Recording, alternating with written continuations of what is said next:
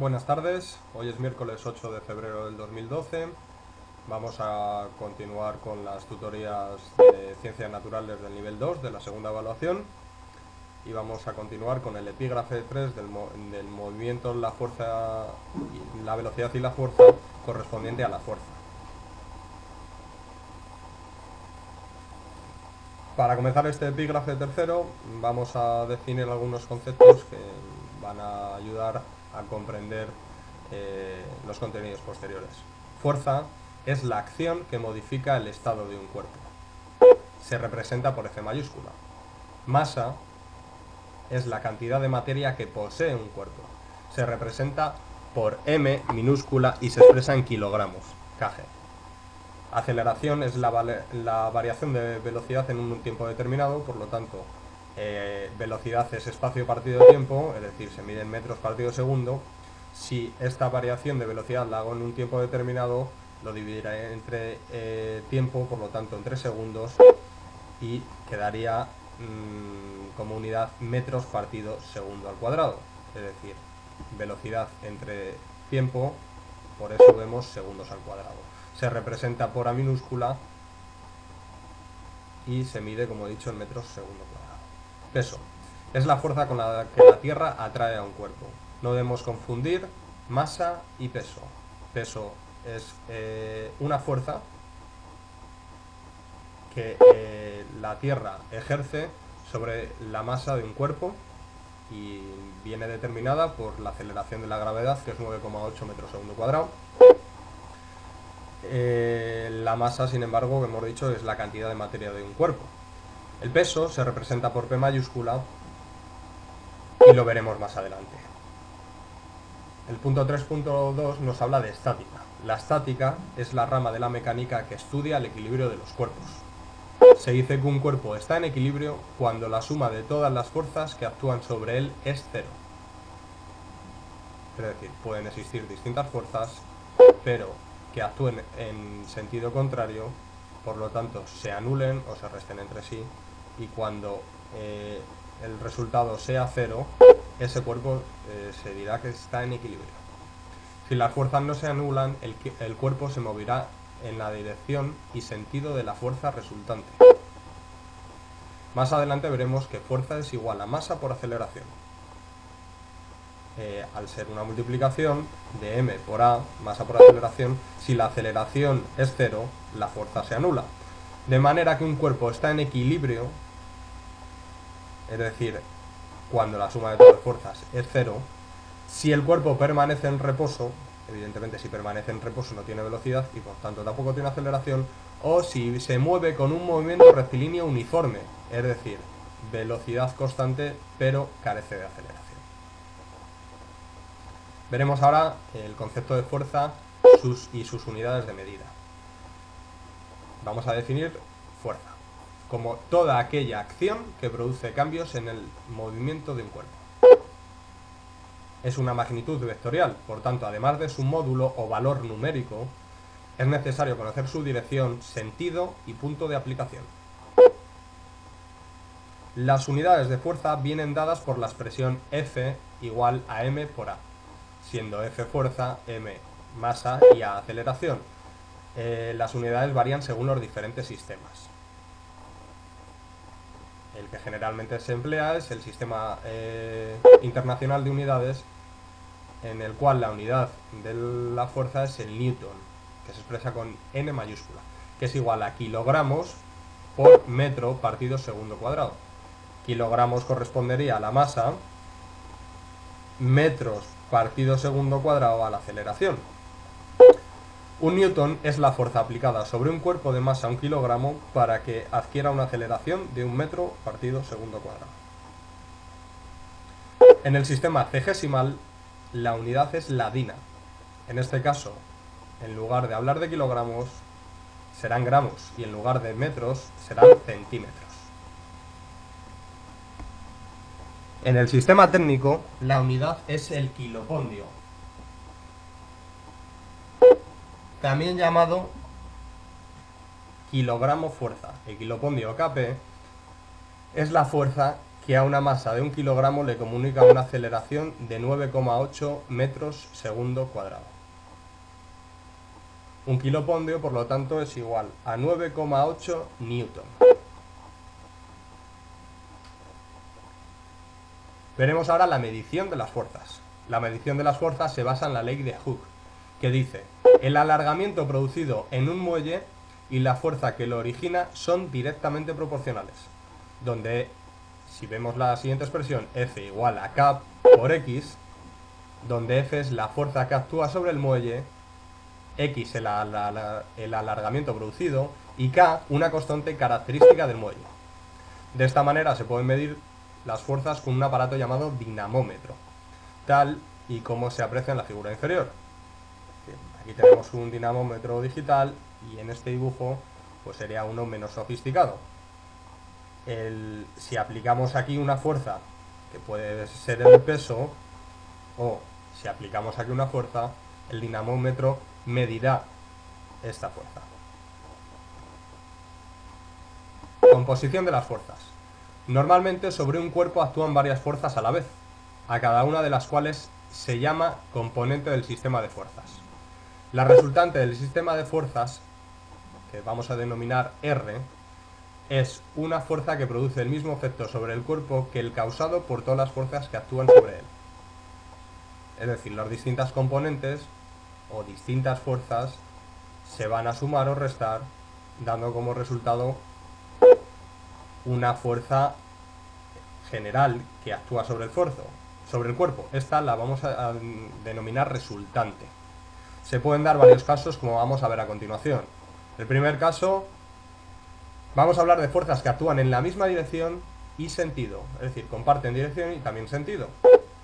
Claro ejemplo, vemos aquí una pareja, la mujer y el hombre están ejerciendo una fuerza sobre este objeto, bien sea una caja o un mueble, están tratando de desplazarlo hacia adelante.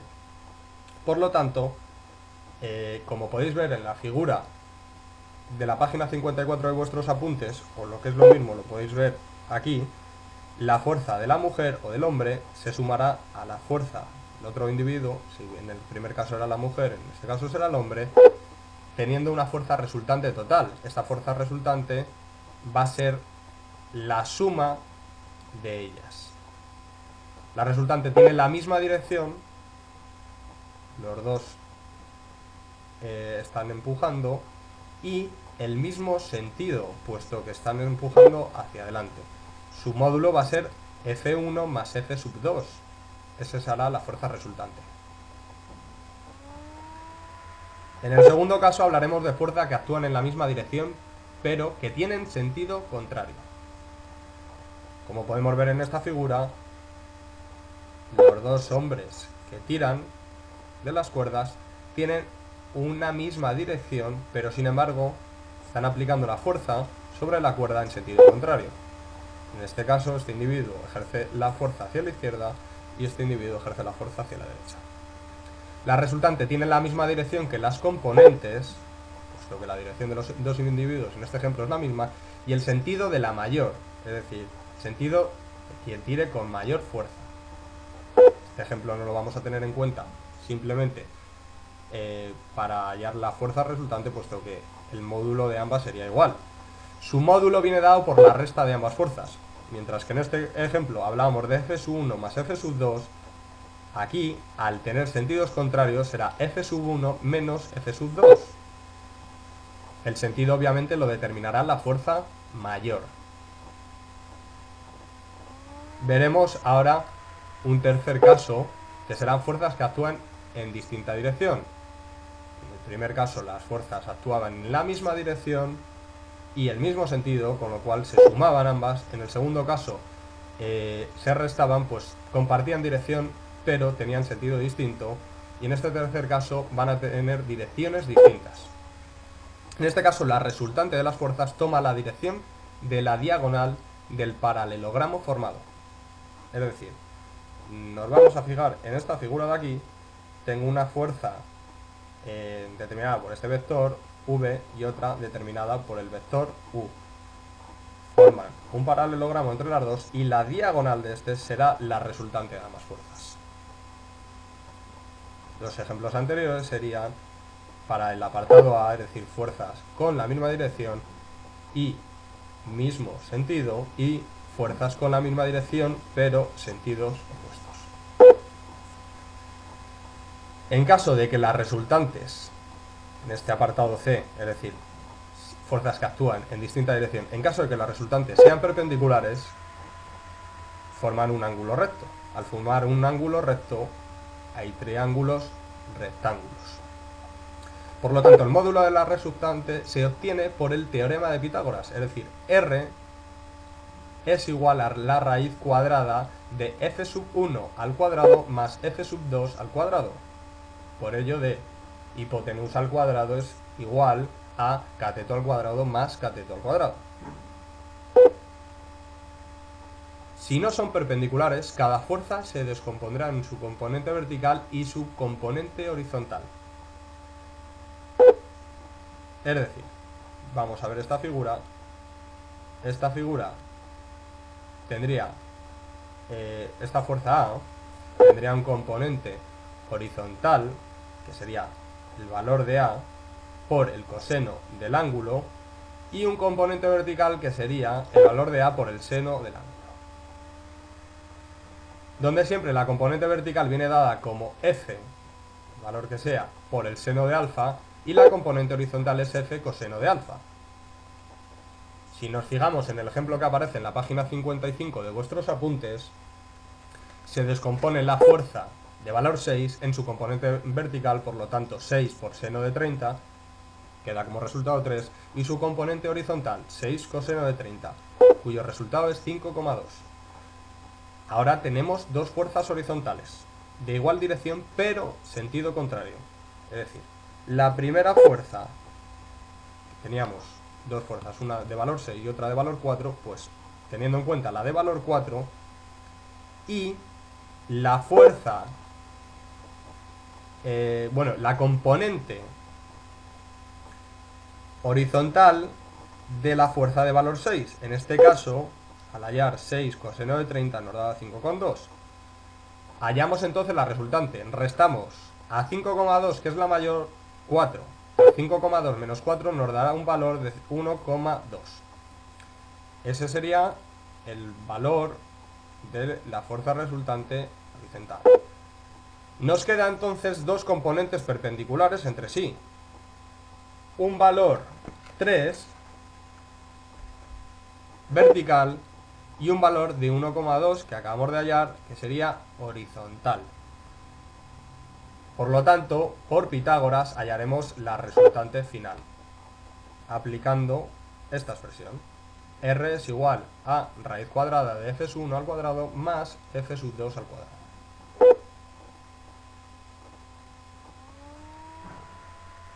Fuerzas que mantienen el equilibrio. Punto 3.6. Para que un cuerpo se encuentre en equilibrio, la resultante de las fuerzas que actúan sobre él ha de ser cero. Es decir, estas fuerzas se anularán y en ese caso el cuerpo se encuentra en equilibrio. Es decir, serán fuerzas de igual módulo y dirección que otras, pero de sentido contrario para que la suma de todas las fuerzas sea cero. Entre las fuerzas que permiten que un cuerpo permanezca en equilibrio tenemos la fuerza normal, que es cuando un objeto que reposa sobre una superficie horizontal, ya sea por ejemplo el objeto, el libro, la superficie horizontal, una mesa, se encuentra en reposo porque la superficie, la mesa, ejerce una fuerza sobre el cuerpo, el libro, igual a la de su peso, es decir, igual a la del peso del libro. Pero en sentido contrario, es decir, si este es el peso, tiene la misma dirección que la fuerza normal, pero sentido contrario. El peso, evidentemente, tiene un sentido hacia abajo y la fuerza normal hacia arriba. El sentido del peso viene determinado por la atracción de la gravedad. Esta fuerza se denomina normal y decimos que n es igual a p, el peso. La normal es igual al peso. Segundo ejemplo sería la fuerza de rozamiento. Cuando hay un objeto sobre una superficie horizontal, sea por ejemplo esta caja o mueble, sobre una superficie horizontal, en este caso el suelo, se somete a una fuerza lateral, que es la que está aplicando este muchacho sobre este objeto o caja. Y este no se mueve, implica que existe otra fuerza que se opone a la que se aplica sobre el cuerpo. Es decir, si el cuerpo no se mueve, quiere decir que la fuerza de rozamiento será igual, mayor, a la que está ejerciendo este chico. La fuerza de rozamiento será de sentido contrario a la fuerza aplicada por este chico. Si este está aplicando la fuerza hacia la izquierda, la de rozamiento sería hacia la derecha. Esta es la llamada fuerza de rozamiento F sub R, que es debida a la interacción de las moléculas del cuerpo sobre la superficie de contacto. Es decir, la superficie de contacto entre el mueble o la caja y el suelo. Dependerá, por lo tanto, de que el suelo o el mueble tengan una cierta rugosidad o sean completamente lisos, con lo cual el rozamiento será menor. Hablaremos de tensión cuando tenemos un ejemplo de cuerpos colgados de una cuerda, donde la cuerda se tensa y ejerce una fuerza igual al peso que soporta. En caso de que el peso sea muy grande, la cuerda no va a poder soportar esta tensión y se romperá. Esta fuerza es la tensión, y la tensión es igual al peso. Si el peso fuese superior, se rompería la cuerda, obviamente. Tenemos aquí un objeto colgado del techo, por ejemplo, por una cuerda. Si aquí existiese una cuerda, tendría la misma dirección, la fuerza de la tensión, que el peso, pero el sentido sería contrario. 3.7 vamos a hablar de la dinámica. Es la parte de la mecánica que estudia las fuerzas como agentes del movimiento de los cuerpos. La dinámica se fundamenta en tres principios, enunciados por Newton. Primer principio de Newton, el principio de la inercia. Cuando no se ejerce ninguna fuerza sobre un cuerpo, éste permanece en reposo, y si se mueve, lo hace con un movimiento rectilíneo uniforme. Se denomina inercia a la tendencia que tienen los cuerpos a permanecer en su estado inicial. Como ejemplo, creo que a todos nos ha sucedido, si vamos en un coche, el coche frena, con lo cual nuestro cuerpo se mueve hacia adelante, se impulsa hacia adelante. ¿Debido a qué? A la inercia. Es decir, nuestro cuerpo tiende a seguir el movimiento. Pero al frenar, nuestro cuerpo vuelve otra vez hacia atrás, por la inercia del frenado. Segundo principio de Newton, el principio de acción de las fuerzas. Cuando a un cuerpo se le somete sucesivamente a varias fuerzas constantes, adquiere unas aceleraciones proporcionales a estas fuerzas. Hablemos de una fuerza sub 1 y una aceleración sub 1 igual a F sub 2 partido A sub 2, F sub 3 igual partido A sub 3, todo ello igual a m, siendo m la constante de proporcionalidad denominada masa inerte o simplemente masa. Esta será una característica del cuerpo. De este segundo principio o enunciado de Newton se deduce la ecuación fundamental de la dinámica, que debemos conocer y que supongo que ya conoceremos. Fuerza es igual a masa por aceleración, por lo tanto F mayúscula es igual a m por a. Esta expresión expresa que la fuerza que se aplica a un cuerpo es igual al producto de su masa por la aceleración que adquiere. Es decir, la masa del cuerpo por la aceleración del mismo. Tercer principio de Newton es el principio de acción y reacción.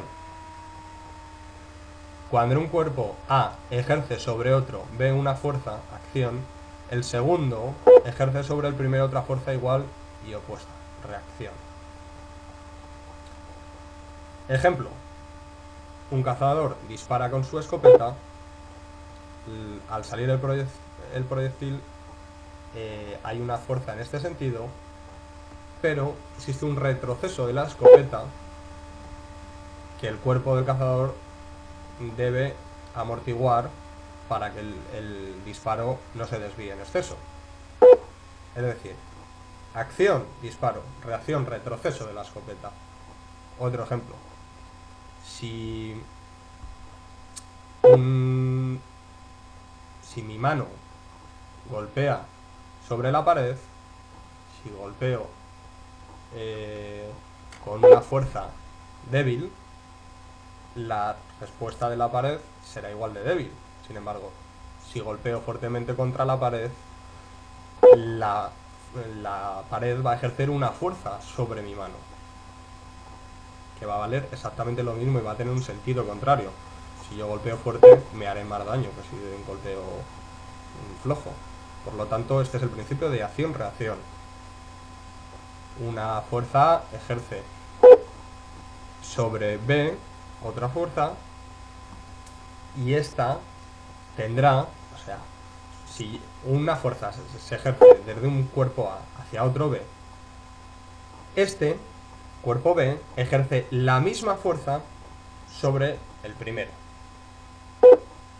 Acción de A sobre B y reacción de B sobre A. El sentido será contrario. Tipos de fuerzas. Las fuerzas se pueden clasificar según diferentes criterios.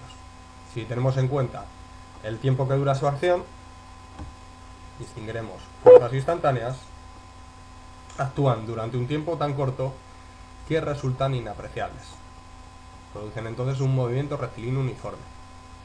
Cuando hablamos de movimiento rectilíneo uniforme, recuerdo los contenidos que vimos la semana pasada, y es velocidad constante, pero carece de aceleración, es decir, aceleración igual a cero. Fuerzas continuas. Evidentemente el tiempo de acción será mayor, actúan durante un cierto tiempo, de manera que se pueden medir. Si su módulo es constante, produce un MRUA, que es movimiento rectilíneo uniformemente acelerado. Es decir, aquí la aceleración es constante, no es cero como en el movimiento rectilíneo uniforme. Atendiendo a su módulo, vamos a distinguir entre fuerzas variables y fuerzas continuas. Otro tipo de fuerzas son el peso, la fuerza centrípeta y la fuerza de rozamiento. Lo primero que debemos hacer es distinguir entre masa y peso. Masa es la cantidad de materia de un cuerpo. Peso es la fuerza que ejerce la Tierra sobre los distintos cuerpos. Por lo tanto, si es la fuerza que ejerce la Tierra sobre los distintos cuerpos, tendremos en cuenta la masa de los distintos cuerpos y la aceleración de la gravedad en la Tierra, que es de 9,8 metros partido segundo cuadrado.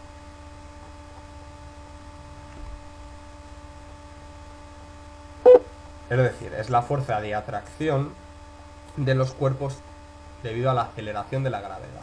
Su unidad en el sistema internacional es el Newton. Newton con N mayúscula. Peso, por lo tanto, sería m por g. Es decir, es una fuerza, por lo tanto, depende de una masa y de una aceleración, siendo la aceleración de la gravedad, o g. Ejemplo. Calcula el peso en la Tierra de una persona cuya masa sea de 75 kilos. Comúnmente hablamos de que una persona pesa 80 kilos, pesa 50 kilos, o los kilos que sean, pero estamos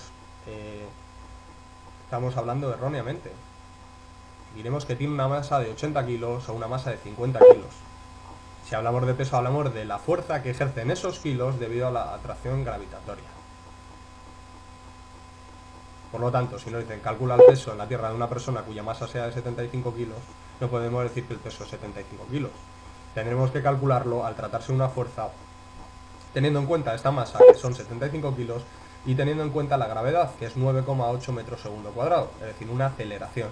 75 kilos por 9,8 metros segundo cuadrado, al operar, esta multiplicación nos daría 735 newton. Este es un tipo de ejercicio que puede aparecer en el examen o similar a los que pueda aparecer en un problema del cuadernillo de ejercicios. También podemos tener que diferenciar entre el concepto de masa y el concepto de peso. El punto 3.8.2 hablaremos de fuerza centrípeta. Para ayudar la comprensión del concepto de fuerza centrípeta, voy a poner el ejemplo de fuerza centrífuga. que sería una fuerza opuesta a la fuerza centrípeta. Centrípeto quiere decir fuerza hacia el interior, tratándose un movimiento circular. Y centrífugo es fuera, es decir, hacia afuera, en un movimiento circular. Un ejemplo de fuerza centrífuga es la tendencia de un coche, al tomar una rotonda a cierta velocidad, a salirse hacia afuera. Sería la fuerza centrífuga. Otro ejemplo sería la centrifugadora de una lavadora. Es decir, al centrifugar, la lavadora lo que pretende es eliminar al máximo el agua que contiene la ropa. Por lo tanto, al girar el tambor, al tener unos agujeros, el agua se va escapando por estos agujeros y entonces el agua, la ropa una vez centrifugada, tendrá un grado de agua menor que si no se utilizase la centrifugadora.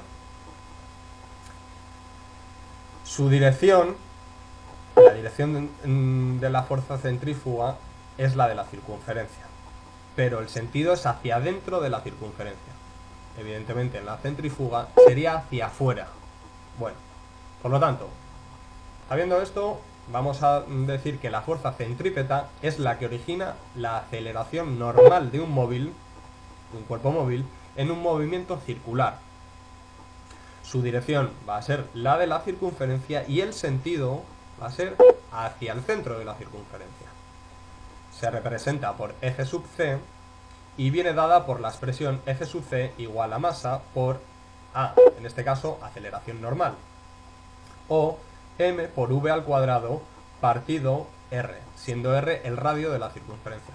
En esta figura vemos cómo un lanzador de martillo gira sobre sí mismo y la tendencia al girar sobre sí mismo es que el martillo salga desplazado hacia afuera. La fuerza centrífuga es la que está ejerciendo el lanzador para evitar que este martillo salga desplazado, y simplemente saldrá desplazado cuando él lo determine, cuando él deje de ejercer esta fuerza centrípeta.